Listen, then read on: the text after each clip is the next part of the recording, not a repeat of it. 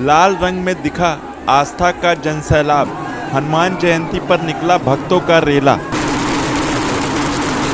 वाराणसी से हनुमान जी में हृदय से भक्ति भाव रखने वाले लोग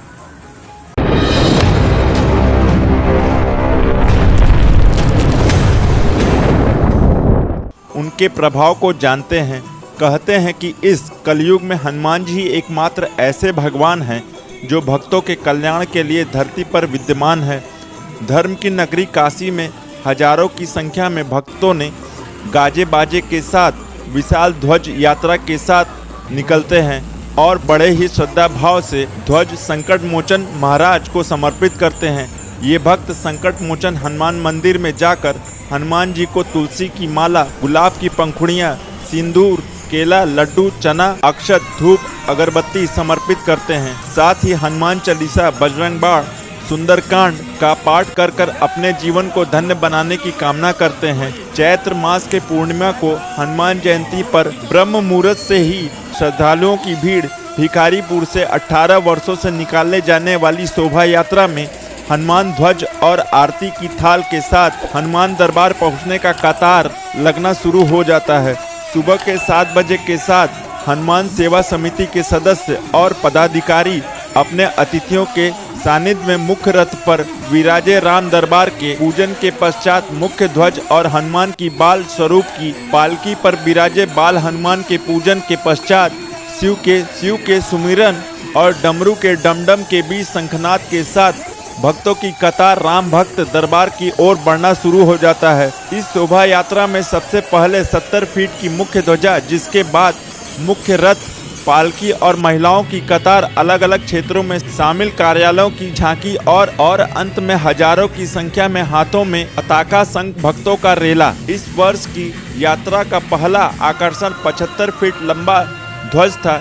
इस ध्वज पर श्री राम भगवान हिंदू सनातन धर्म के लिए भगवान हनुमान जी का सर्वश्रेष्ठ स्थान है, क्योंकि जब रामावतार में भगवान राम के साथ हनुमान जी ने जिस रूप से भक्ति का, सेवा का और युद्ध कौशल का परिचय दिया, वह पूरी दुनिया में असंभव है और देखने को नहीं मिलता।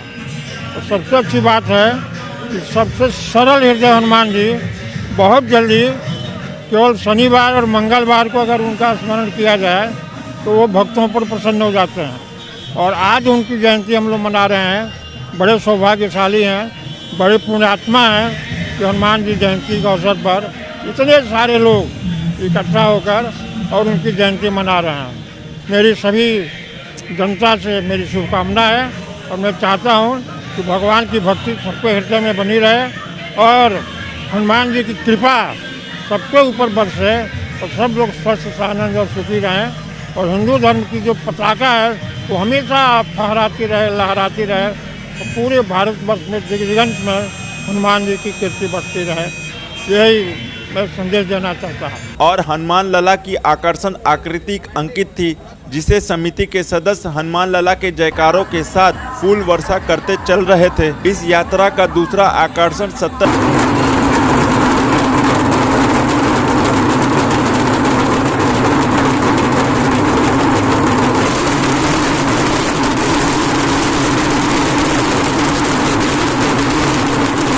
फुट लंबे वाहन, जिसे मुख्य रथ कहा जाता है, इस पर मनोहारी झांकी सजी रहती है, जिस पर संकट मोचन मंदिर की प्रमुख कीर्तन मंडली राम नाम की अमृत वर्षा की जाती है।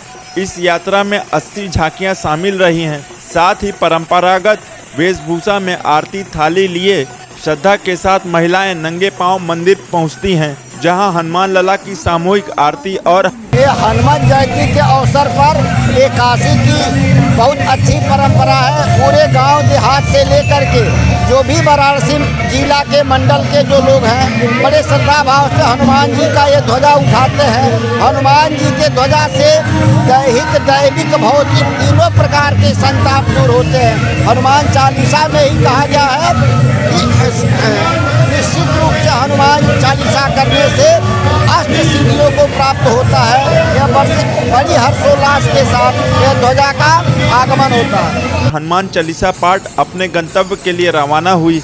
यात्रा में आस्था का सैलाब दिखा, जो सड़कों पर अपने आराध्य के जन्मोत्सव की मस्ती में मग्न रहे थे। 20 मिनट के रास्ते को 3 घंटे में भक्त झूमते नाचते गाते पहुंचते हैं। संकट मोचन के दरबार में मान्यता है कि इसी स्थान पर पवन पुत्र ने तुलसीदास जी को दर्शन देकर उन्हें रामचरितमानस पूरी करने की प्रेरणा दी। यात्रा में भक्तों के जोश का अंदाज यहां आकर जरूर हो जाता है। बड़ी संख्या में भक्त हाथों में लाल ध्वज लेकर प्रभु को समर्पित करते हैं। ध्वजा विजय का प्रतीक है और हनुमान विजय प्रदान करने वाले। ऐसे राम भक्त हनुमान और लाल ध्वजा का गहरा संबंध है। हनुमान जी की ये ध्वजा यात्रा के साथ विश्व कल्याण की भावना को अपने भीतर समाहित करती है। साथ ही पराक्रम के देवता हनुमान से यह प्रार्थना भी की जाती है कि प्रभु सबका कल्याण करेंगे।